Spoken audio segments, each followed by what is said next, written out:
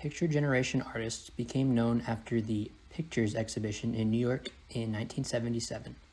The artwork ranged from photography, painting, and video. The artists' main focus was on appropriation. They made audiences challenge the idea of originality when it came to their works of art. There was a high emphasis towards stereotype, mass media, consumerism, and popular imagery. Hi, I'm Adam Klebus, and I'm going to be doing this section on Cindy Sherman, one of the Pictures Generation artists. She was born in 1953, and she was an American photographer focusing on self-portraiture. Her main focus, as listed in an article about her recent work, is lighting, facial expression, and costume. She grew up in the 60s. Well, she was born in the 50s. She grew up in the 60s, which was a time of, sudden world change and the failure, I guess, of the counterculture movement. And so she grew up in a society much like our own, where the presence of television, movies, magazines, and other kinds of media were everywhere. Her art is focused entirely on herself, and she uses the ideas of movies, magazines, and television to create a basis for her work. And a lot of it is satirical. Actually, almost all of it is satirical. Her recent work is a series of selfies shared on Instagram, even though she dislikes that term. They're heavily edited, and she's in costumes and in weird landscapes. Her breakthrough work was a series of photographs entitled Untitled Film Stills, in which she poses for made-up movies. This is also a satire based off of, movies and television of the time, specifically film noir and B-roll kind of movies. Sherman's photography has evolved with the times as she makes use of every new technology that emerges. Just like I said earlier, her most recent selfie work is heavily edited, and her work continues to be a commentary on current culture, self-obsession, and the idea of caricature and costume. The piece that I'm going to be talking about is Untitled number 354, photographed and printed in 2000. Part of a series of 6, this is an image that clearly defines the message that Sherman aims to send in much of her work. Here, the message is about tourism in African countries and the appropriation of culture and experiences. The character's blue eyes, blonde hair, and obvious spray tan allow you to come to your own conclusions about who this caricature is.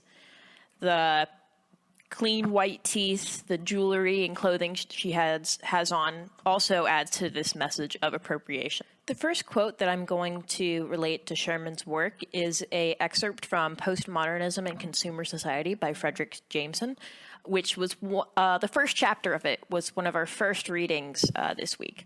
And the quote is, "Now parody capitalizes on the uniqueness of these styles and seizes on their idiosyncrasies and eccentricities to produce an imitation which mocks the original. I won't say that the satiric impulse is conscious in all forms of parody. In any case, good or great parodist has to have some secret sympathy for the original, just as a great mimic has to have the capacity to put himself or herself in the place of the person imitated." And so this, I think, relates to Sherman's work in that she is creating caricatures of people that we see in real life, and especially caricatures that she saw in the times that her work was being created. You can also see that very clearly in that imitation is a form of sympathy through her film stills, because she's familiar with the works that she's imitating. She's familiar with B-roll movies, film noir, and anything movie-wise that came before her. The second quote is actually directly from her, and I find this one particularly fascinating. "I'm disappearing in the world rather than trying to reveal anything. It's about obliterating, erasing myself, and becoming something else. I started to feel like when I looked in the mirror, I didn't see myself at all. And that was kind of freaky, but also euphoric." This one, I think, directly relates to her work being... all of the characters in her work are her, but she becomes somebody different, and her edited photos, the selfies, are her, but it's a mockery of, I guess, the self-obsession that she sees in our current society. I would highly encourage you to go check out her Instagram. It's very, very interesting. All right, and that's Cindy Sherman. Hey guys, my name is Heidi, and I decided to do Richard Prince, the painter and photographer.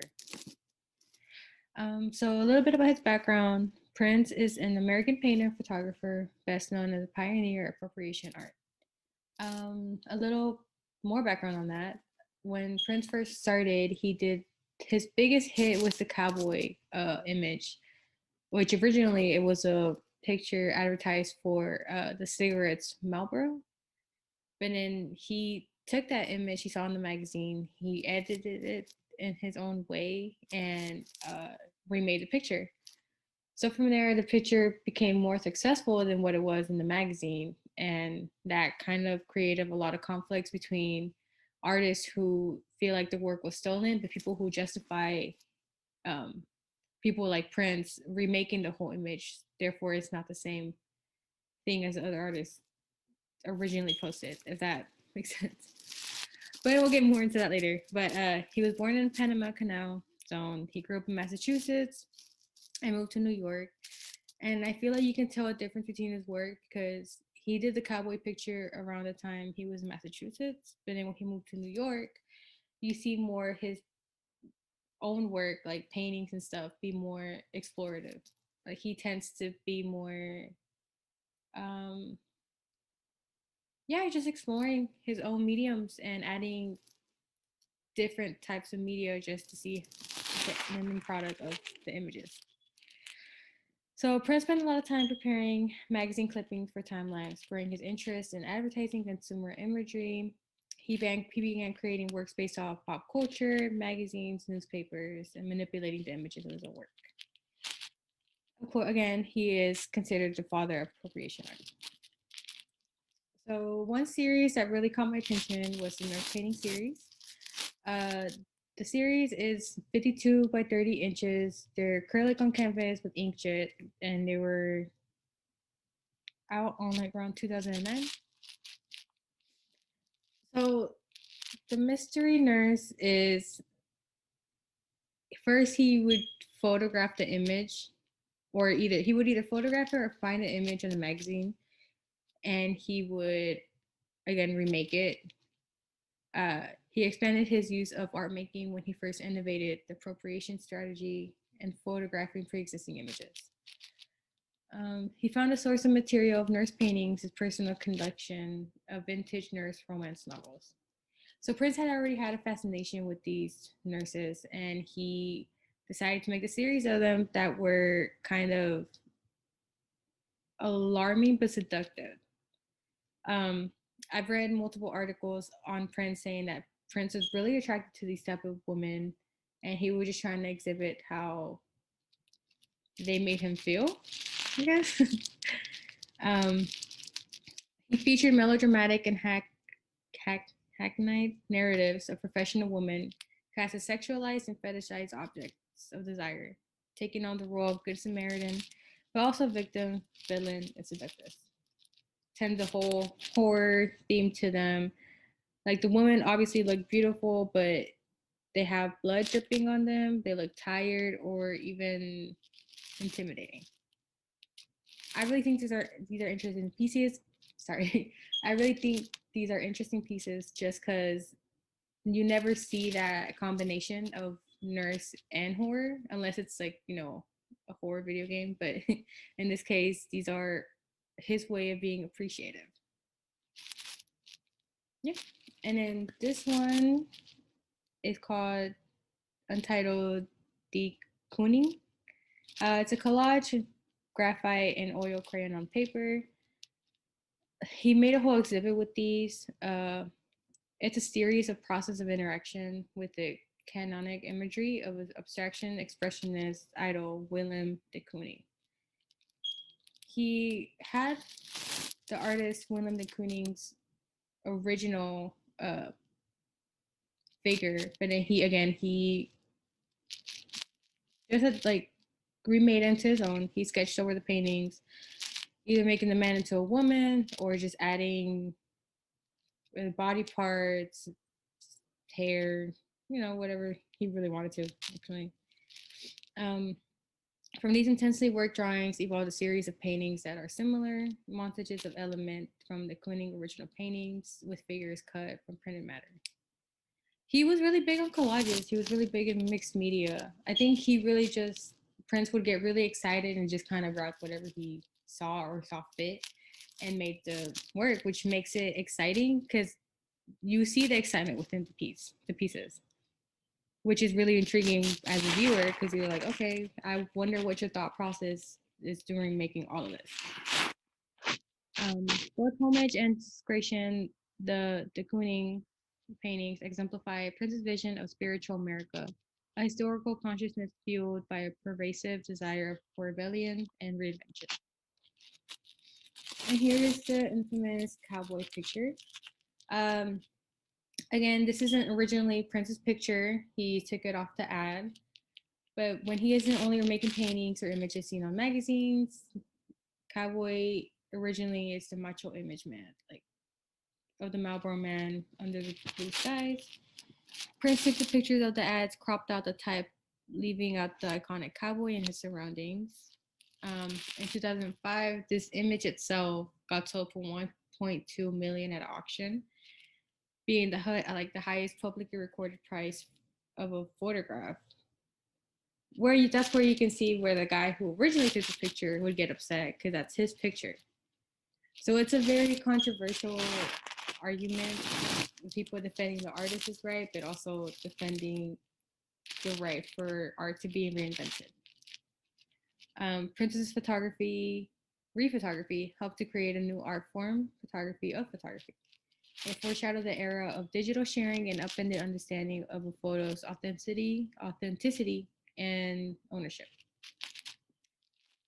And yeah, I think Prince is really a controversial artist because he started the reinvention of images, but it also put boundaries on how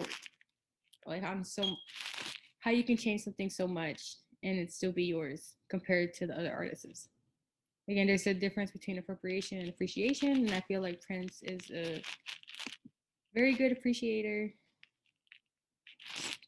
but also appropriator. Hippie drawings. Lastly, it is oil stick, acrylic, charcoal, gel medium, collage, and inkjet on canvas. Here, it's kind of just a process of Prince's techniques. These are direct quotes from a reading. He explains how you can just add whatever medium you feel like onto the image you've either printed or you've drawn. A new painting can be rephotographed and the new painting can be fed back into the inkjet. And you can print it out and start over, change it, and yeah, change. And then the hippie drawings are one of his biggest accomplishments because not only it reached out to people wanting album covers from this, but it's also a magazine cover. And he was able to publish a picture book with these images and just showing an insider of the thought process. Richard. And yeah, thank you so much. Hi everyone, my name is Shangru Zheng. I'm gonna talking about Shirin Lavin. Shirin Lavin, born in 1974. She is an American photographer, painter, and sculptor, and she is a conceptual artist. For her accomplishments, Shirin Lavin's work creates copies that are almost indistinguishable from the work of other artists. She used ready-made images to challenge the concept of original works in art. Her works ask us to consider the relationship between repetition and difference and what people are looking at, and ask the audience to consider the authenticity and originality of artistic values. For her artwork, called President Collage 1 in 1979, In her President series, she cut photos of women from magazines and assembled them into silhouette portraits of 3 American presidents, George Washington, Abraham Lincoln, and John Kennedy. The purpose of the work is to make people pay attention to the relationship between power, gender, and consumption. The distance that separates us from what those pictures simultaneously proffer and withhold, and the desire that is thereby set in motion. Drawn to pictures whose status is that of cultural myth, Levine discloses that status and its psychological resonances through the imposition of very simple strategies. These pictures have no autonomous power of signification. Pictures do not signify what they picture. They are provided with signification by the manner in which they are presented on the faces of coins, in the pages of fashion magazines. Levine steals them away from their usual place in our culture and subverts their mythologies.